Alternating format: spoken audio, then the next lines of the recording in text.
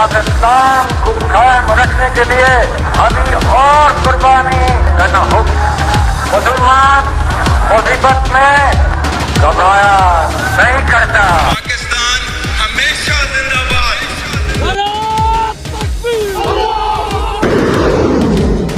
22 अप्रैल 2025 को मकबूजा वादी कश्मीर में एक सोचे समझे शैतानी मंसूबे के तहत भारतीय हुकूमत और बैनुल-अक़वामी एजेंसीज़ ने सयाहों को खून में नहला दिया और पहलगाम में 26 अफराद हलाक हुए। इस ब्लडशेड का मकसद सिर्फ ये था कि भारतीय हुकूमत की फेल्ड पॉलिसीज़ पर पर्दा डाला जा सके और मज़लूम कश्मीरियों की आवाज़ को दबाकर इस वाक़े की आड़ में पाकिस्तान पर दहशतगर्दी का इल्ज़ाम लगाया जा सके, जिससे न सिर्फ पाकिस्तान की रीजनल और इंटरनेशनल इमेज पर हमला किया गया बल्कि दुनिया में भारत की बालादस्ती का झूठा तासुर कायम करने की कोशिश की गई।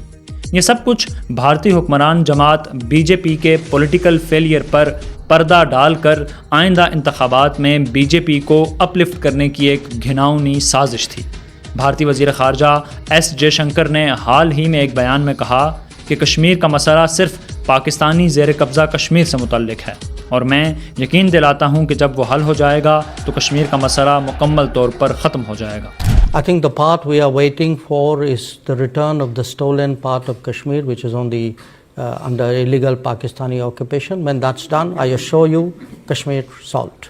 ये अल्फाज महज एक सियासी मौक़िफ़ नहीं बल्कि एक जारहाना मंसूबे की तर्जुमानी करते हैं। भारत को इस मंसूबे पर अमल के लिए किसी बहाने की तलाश थी और वही बहाना पहलगाम में हिंदुत्व नैरेटिव प्रमोट करते हुए पैदा किया गया। ज़रा सोचिए कि पहलगाम का वो इलाका जहां न पाकिस्तान की कोई ग्राउंड बाउंड्री मिलती है न किसी किस्म की एरियल रसाई मुमकिन है, वहां अचानक पाकिस्तानी मुजाहिदीन कैसे पहुंच सकते हैं? क्या ये सवाल ख़ुद अपने अंदर जवाब नहीं रखता? हकीकत यह है कि पहलगाम हमला भारत की जानिब से एक और फॉल्स फ्लैग ऑपरेशन था। क्या ये महज इत्तेफाक है कि कभी पुलवामा, कभी चिट्ठी सिंहपुरा और अब पहलगाम, या ये सब कुछ एक लॉन्ग टर्म आइडियोलॉजिकल प्लान का तसलसल है जिसके तहत भारत कश्मीर को एक हिंदुत्व सेंट्रिक टेरिटरी में तब्दील करना चाहता है?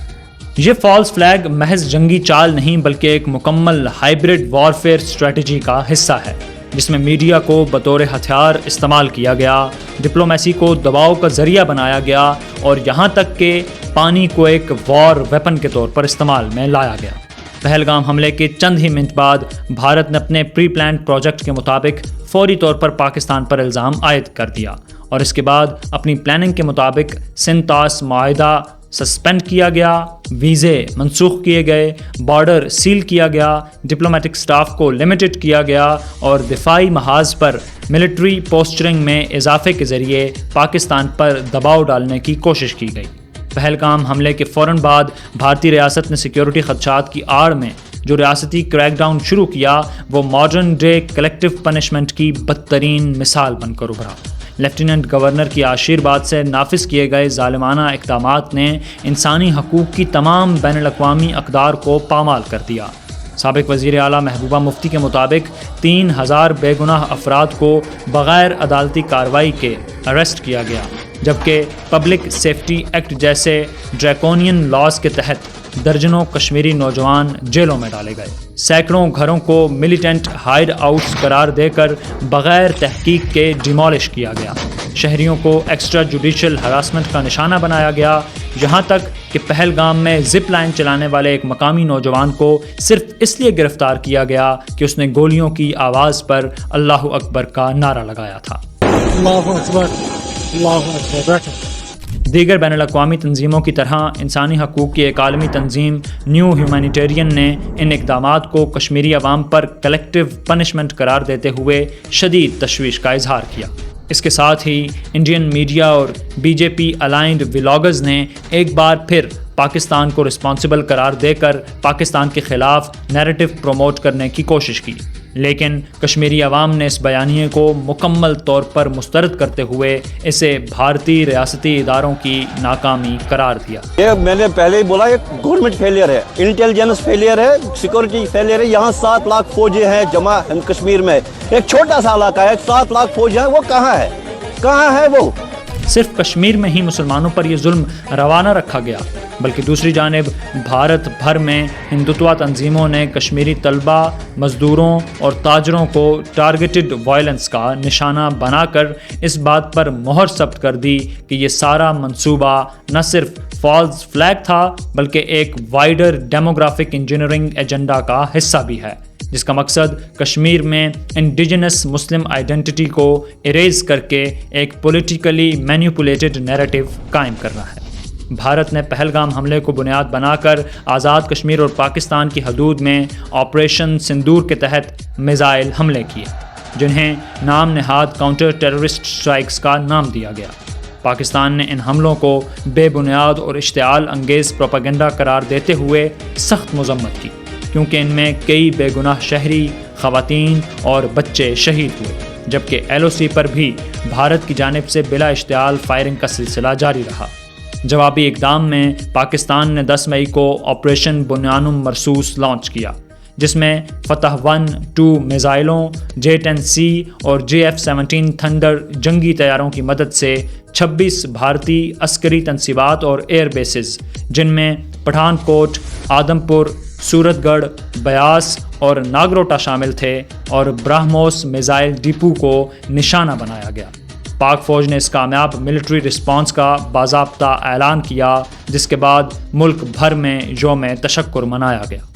اس کارروائی میں پاکستان بھر کی طرح کشمیری عوام نے بھی پاک فوج کی بھرپور حمایت کا اظہار کیا۔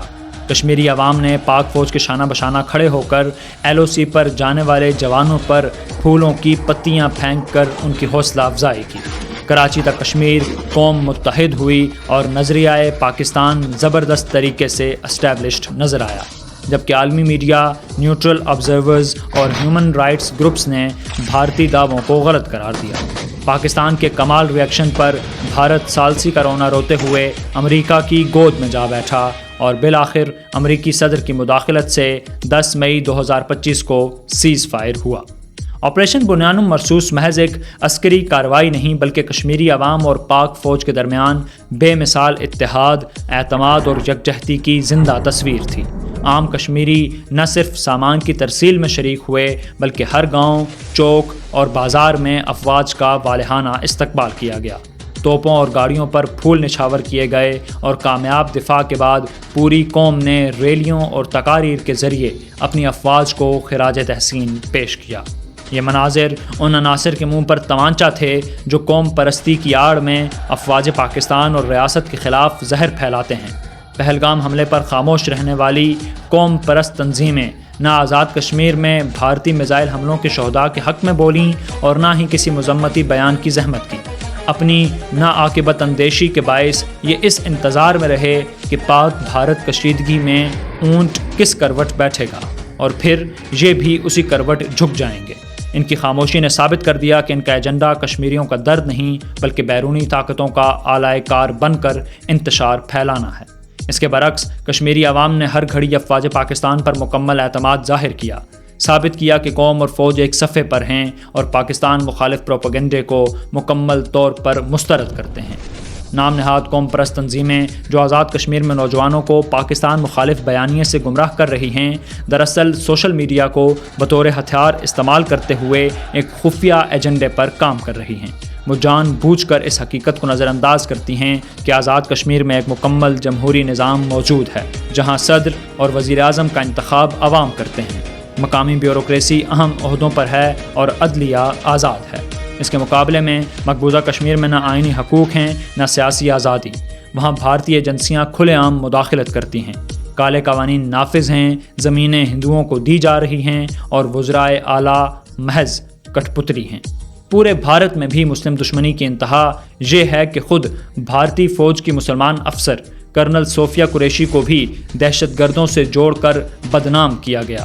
ان سب مظالم پر قوم پرست تنظیمیں خاموش رہتی ہیں کیونکہ ان کا اصل مقصد کشمیریوں کو خود مختاری نہیں بلکہ پاکستان سے دور کرنا ہے، اور جب بات پاکستان سے لا تعلقی کی ہو تو انہیں فنڈنگ، بیانیاں اور نعرے سب میسر آ جاتے ہیں۔ لیکن ان سب کے باوجود پاکستان نے داخلی و خارجی محاذ پر مہارت سے فتح حاصل کی اور آپریشن بنیانم مرصوص میں دشمن کو ہر میدان میں ناکوں چنے چبوائے۔ الحمدللہ کہ پاکستان اس معرکہ میں سرخرو ہوا اور حق کی فتح ہوئی۔ دنیا نے دیکھا کہ جب پاکستان اٹھتا ہے تو کوئی چال، کوئی ہتھیار، کوئی سازش اس کا مقابلہ نہیں کر سکتی، کیونکہ پاکستان صرف ایک نیشن سٹیٹ نہیں بلکہ اپنے قائد کے قول کے مطابق اسلام کا قلعہ ہے۔ پاکستان ہمیشہ زندہ باد۔